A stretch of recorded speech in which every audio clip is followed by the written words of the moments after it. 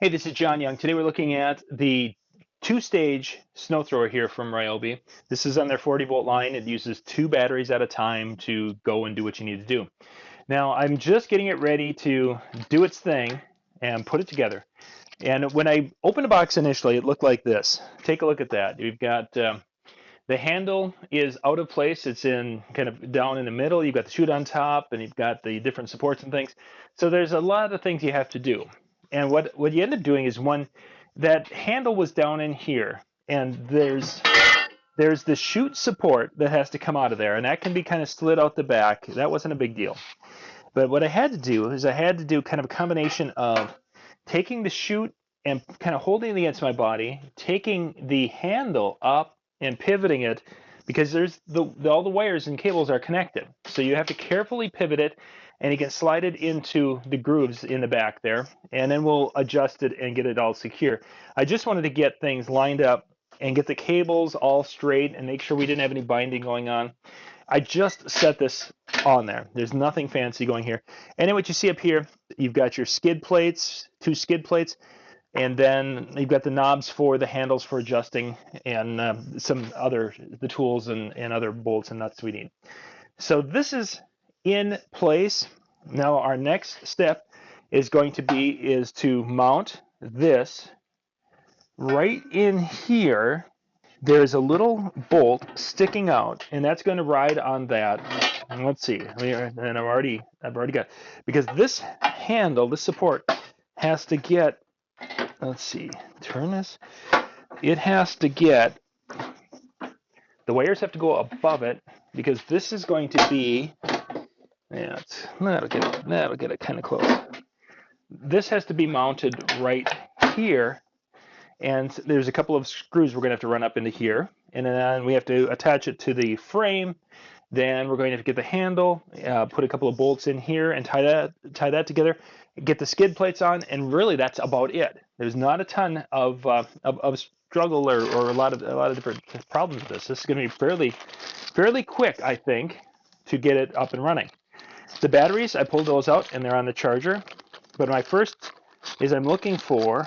I've got the wrench, we've got the little torque wrench, we've got our other little one there, and I'm looking for, there should be 2 longer that have the torque heads, and those are going to be what goes up into that. So I'm going to keep those kind of here, and then I need to find the bolts that will go into the side to secure that support. The 2 bolts I'm going to need for that support arm are the 2 right here. So I'm going to kind of lay those out also. And then I'm going to need 2 nuts to also go on that.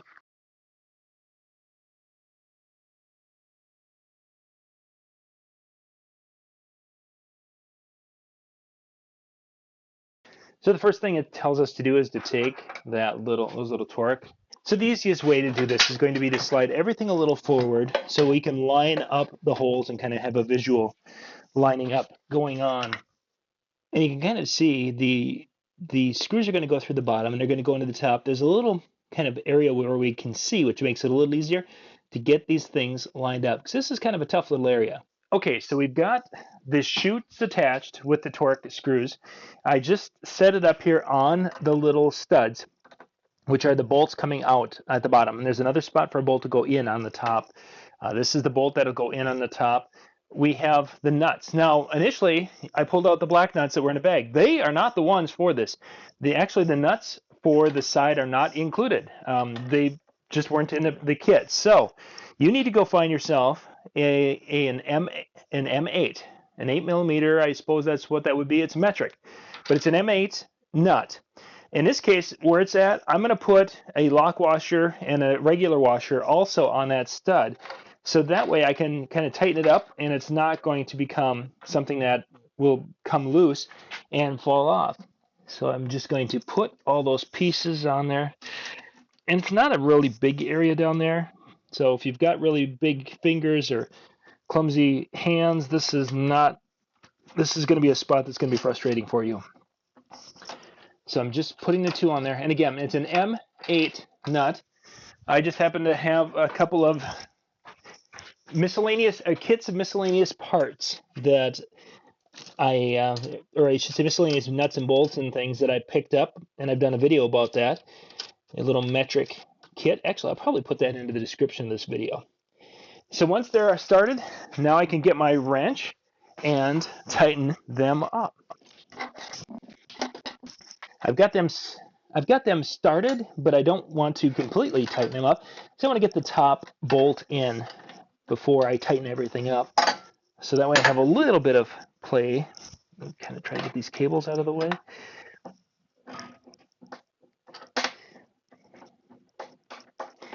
The top will need a 10mm wrench. The bottom, that new nut that I just put on there, is going to need a 13mm wrench. The wrench that they send is a 10 and a 12, which doesn't do any of the nuts that are in the bag or the ones that aren't in the bag. It doesn't fit any of those.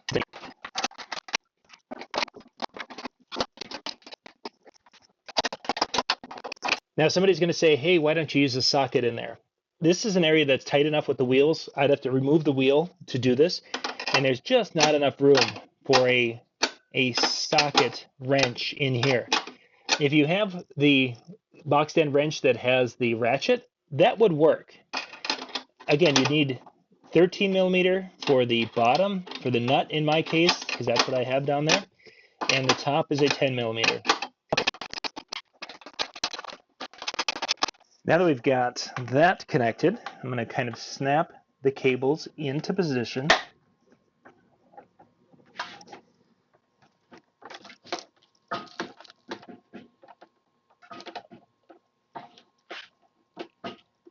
And it's just going to take a little carefully of bending, not severely, really kind of working the wires in.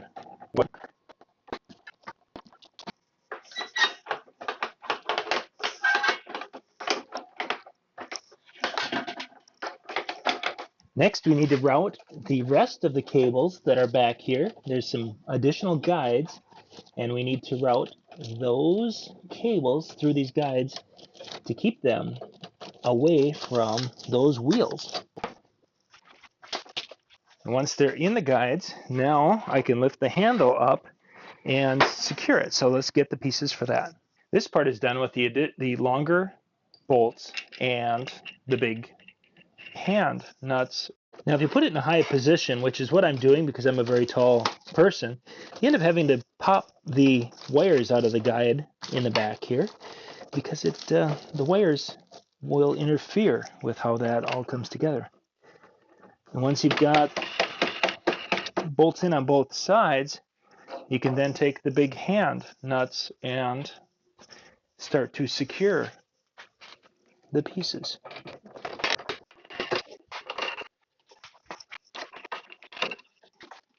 Now the final part is to put the skid plates on. I just want to double check and make sure that there are no batteries in there. I've got my bolts and nuts and washers for this step. I want to see if I can tip this up. Now for this spot, we're going to need our skid plate. Now there's a flat side and a recessed side. The recessed side is going to go to the outside. We have our carriage bolts that'll come from the machine out, and then we have our washer and a nut is what we'll need.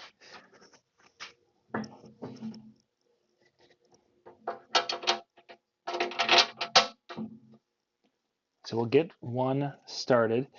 Now this particular skid plate can be reversed as far as it can work. You can run it this way. Once it starts to grind too much down, it can be taken off and reversed. They're kind of a hard, kind of a nylon plastic thing going on. These are probably going to be easier to replace. Concrete's going to chew these up over time, as they do with any skid shoes. This is not going to scratch or mess up your concrete, but it's going to get chewed up. This could be something that's going to be, depending upon how much you use it, could be a seasonal replacement. Again, that's not a bad thing, because there's been some skid shoes that are metal that I have gone and scratched up the concrete, which wasn't the greatest. I'm going to show you this particular side a little bit better and how this goes. The carriage the carriage bolt has kind of a square part under it. That's common. That's what carriage bolts are.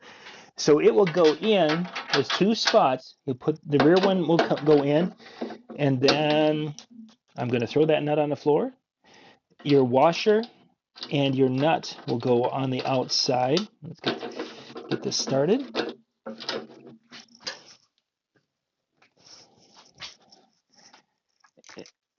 And then we can put the front one in also. And we'll put our washer and our nut on the front. And then we'll tighten it up with this little tool, which is kind of like a chainsaw tool.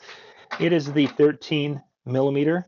What I'm going to do is that the little skid plates have got, if you can kind of see over on this one, there's a little notch there. I'm going to go I'm going to go down about 1/8 of an inch below that. So there's about 1/8 of an inch exposed of hard plastic above that little notch on these. And then we're going to take a look and see how that works. This isn't an exact science. It's one of these things that you will set up, you will adjust as they wear, but you'll be adjusting these multiple times over their life, making them go down a little bit more. Some people have asked about on gravel. Yes, you could bring these down farther, so you could go about 1 inch above. That is certainly a possibility. But for most people, you're on concrete and you wouldn't do that. Well, there, it's put together. A couple of surprises that we needed to go find some pieces for. But overall, it's ready to roll. Our controls are good to go. We'll take it off the platform and get it ready to go. I'm going to we're going to take it off the platform, put it on the concrete, and show you exactly how those skid plates work inside with this, and then we're going to wrap up this video. So this is what I might need to change. You take a look at that shoe. It looks like it's a little more pressure on the nose than the tail, the front than the back. We have our nice 1/2 inch gap right there. And then this one looks like it's a little bit more on the tail than it is up on the nose. So I'm going to get those adjusted. This, again, is about a 1/2 inch gap here. That would be the gap between the concrete and that metal scraper and back. That is very important. If I don't have enough gap there, that becomes what grinds on the concrete. And that's going to scratch, and it's also going to be very, very difficult to move and make it a lot more work. So that's why our skid plates are so important. And again, I'm going to adjust these in just a second. That gap, though, is a 1/2 inch. It could go a little bit lower, and I probably will. I'll probably take it closer to 3/8 of an inch, but I'm not going to go much lower than that because I don't want to have to worry about these wearing, and then all of a sudden one day that is grinding on my concrete. So I've got to deal with it and give a little gap, and then I'll just come behind and clean up with a shovel. You can get it down so it's only 1/4 inch or less, and then it'll kind of suck in, and it'll get it pretty clean. But then you're going to make sure every time, like every other time you use it for a larger area, you're going to have to check how much gap you have. If you get to the point where there's no gap between this metal right here, if there's no gap there, that means that is going to be grinding into your concrete, and you're going to have a lot of problems. So you want to make sure you're keeping an eye on things, making sure your skid shoes are working the way they're supposed to, and this will last you a long time. To adjust it, I'm literally going to come around here with my little wrench, loosen these up, adjust them a little bit, and make sure they're parallel to the ground, in this case the concrete, and they'll be ready to go. It's a quick look here at how to get the 40-volt 2-stage snow thrower here from Ryobi all set up. Hopefully that helped, and again, you can find some of these parts and such that you're going to need at your local Home Depot, specifically those M8 nuts. This is John Young. Thank you for watching. For more tips and how-to videos, go to weekendhandyman.com.